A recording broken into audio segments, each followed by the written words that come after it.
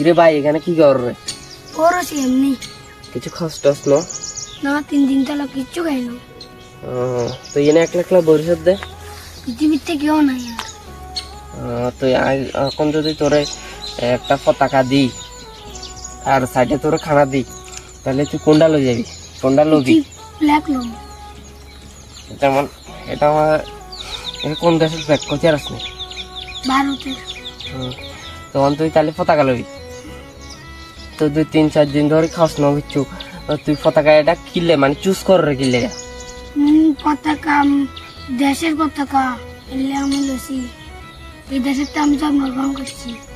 তো তুই পতাকা না লই যাও খাস না, তুই বেশি দিন না খালে তো শরীর অসুস্থ হয়ে যাবে বা মারাও যাতে পারো। তখন তুই খানা লইলে তো শরীর নিলে ভালো হইতো। তুই পতাকায় কিনলে চুজ করিলে খানাও তো লইতে মানে দেশের লাই তো ধর দেশের রক্ষা করবার লাই তো আমার দেশের সৈন্যবাহিনীরা তো আছে দেশের রক্ষা করবার লাই। দেশের সৈন্যবাহিনী না থাকলে কি হবে? আমাদেরও কর্তব্য আছে যে দেশকে রক্ষা করা। দেশ ভালো থাকলে আমরাও ভালো থাকবো। দেশের প্রতি আমাদের ভালোবাসা থাকা উচিত।